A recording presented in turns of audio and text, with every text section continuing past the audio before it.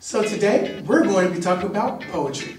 In the Webster Dictionary, poetry is defined as writing that formulates a concentrated imaginative awareness of experience and language chosen and arranged to create a specific emotional response through meaning, sound, and rhythm. In short, poetry is art, and there are three things that we know about art. One, it comes in many different forms.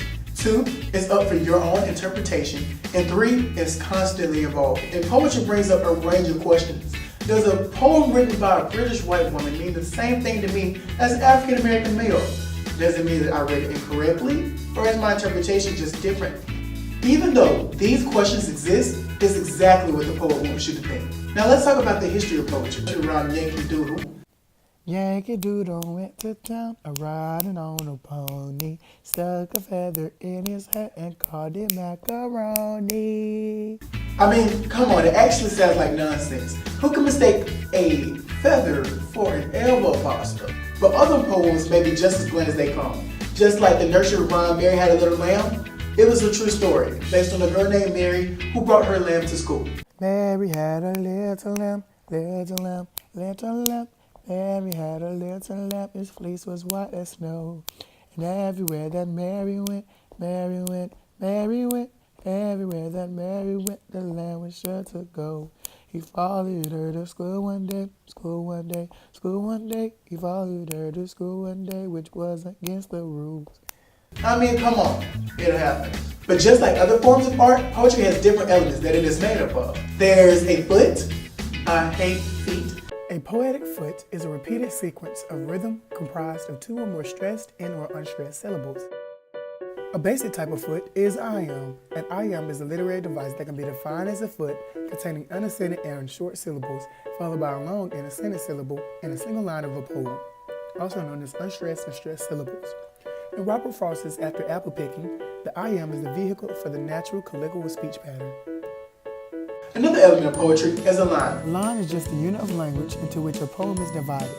Even short lines can have a major impact, such as the line, I Too Am America, written by Langston Hughes during the Civil Rights era where any representation of equality was important. Another element of poetry is a stanza.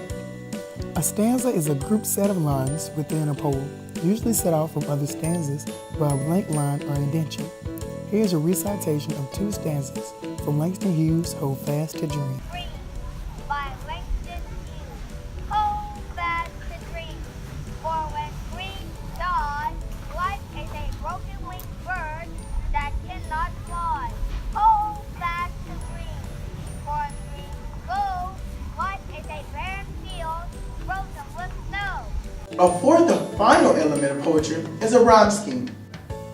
Rhyme scheme is the pattern of rhyme that comes at the end of each verse or line of poetry. Here's an example of an AABBCC rhyme scheme from Dr. Seuss's Green Eggs and Ham. But here's a more complicated rhyme scheme in the pattern of ABCB, DEFE, GBHB from Maya Angelou's Still I Rise. You may write me down in history with your bitter, twisted lies. You may trod me in the very dirt, but still like dust, I'll rise. Does my sassiness upset you? Why are you beset with gloom? 'Cause I walk like I've got oil wells pumping in my living room? Just like moons and like suns, with the certainty of tides. Just like hopes springing high, still I rise. But just like there are different elements, as with all forms of art, there are different kinds. A lyric poem is generally short and expresses deep personal feelings. Lyric poems may be sung or accompanied by music, but may not.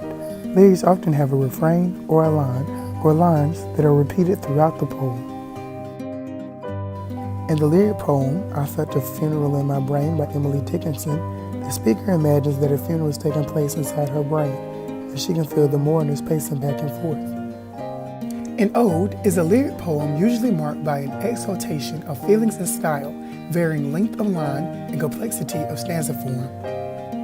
A prime example of an ode is an Ode on Solitude written by Alexander Pope, where he talks about solitude, a basic human desire, at only the age of 12 years old. Elegy is a sad poem expressing grief or sorrow over the death of a person, place, or thing. It is usually someone the poet admired, loved, or respected, a place that was meaningful, sacred, or special, or a thing like an object, an idea, or a habit. An example of an elegy is O Captain, My Captain, written by Walt Whitman, where a sailor sings a song of praise about his captain for leading the ship and crew into the harbor after a long and dangerous voyage, when soon he notices that the captain is lying dead on the deck of the ship. While the crowd on the shore is celebrating, unaware of the fallen leader, the sailor walks mournfully upon the deck where the captain has fallen. Dramatic monologue is a poem which involves a speaker speaking alone to an implied auditor. Through his speech, he reveals the what, when, where, and how of the poem. Famous dramatic monologue is My Last Duchess, written by Robert Browning. This poem is loosely based on historical events involving Alfonso, the Duke of Ferrara, who lived in the 16th century. As his monologue continues, the reader realizes with ever more chilling certainty that the Duke in fact caused the Duchess' early demise when her behavior escalated. Italian sonnets have a specific rhyme scheme: A, B, B, A, B, B, A, C, D, E, C, D, E. The first 8 lines are the octave in which a problem or situation is presented. In the sestet, or last 6 lines, that problem is resolved. The best known Italian sonnet in English is How Do I Love Thee by Elizabeth Barrett Browning. In this poem, Browning asks how she loves her beloved and tries to list the different ways in which she loves him. Her love seems to be internal and to exist everywhere, and she intends to continue loving him after her own death if God lets her. In the Shakespearean sonnet, Shakespeare decided to develop his own form of a sonnet that is widely known today. Shakespeare's first 12 lines of his sonnet contain 3 alternating rhyming quatrains. To end the sonnet, Shakespeare completes the last 2 lines with a rhyming couplet. A popular Shakespearean sonnet is Sonnet 130. In this sonnet, one of Shakespeare's most famous, he plays an elaborate joke on the conventions of love and poetry common to Shakespeare's day.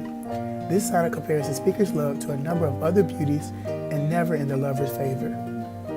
A Spenserian sonnet has 3 quatrains and 1 couplet. This type of sonnet was made popular by Edmund Spenser. In one of his most famous poems, One Day I Wrote Her Name Upon the Strand, the speaker addresses indirectly his beloved, attempting to convince her that their love will live eternally. The Villanelle is a poem of 19 lines and 6 stanzas.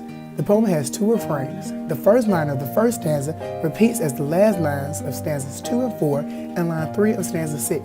The third line of the first stanza repeats as the last lines of stanza 3 and 5, and the last line in stanza 6.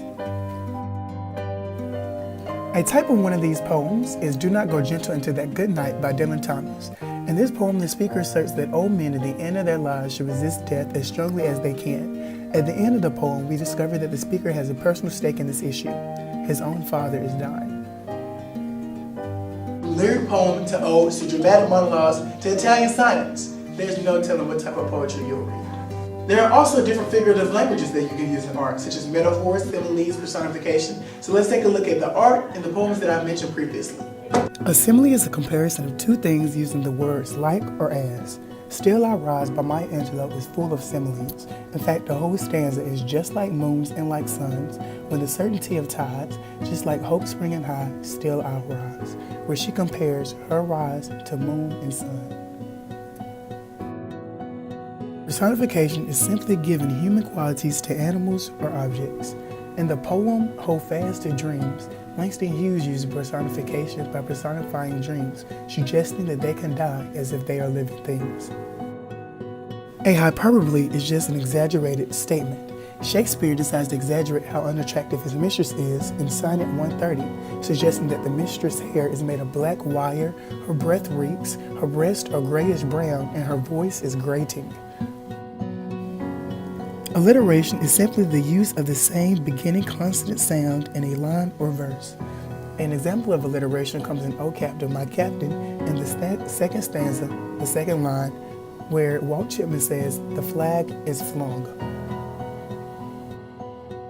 A final example of figurative language is a metaphor. A metaphor is just a comparison of 2 things without using like or as. And Do Not Go Gentle Into That Good Night by Dylan Thomas, he uses nighttime as a metaphor for death and anguishes over his father's willing acceptance of it.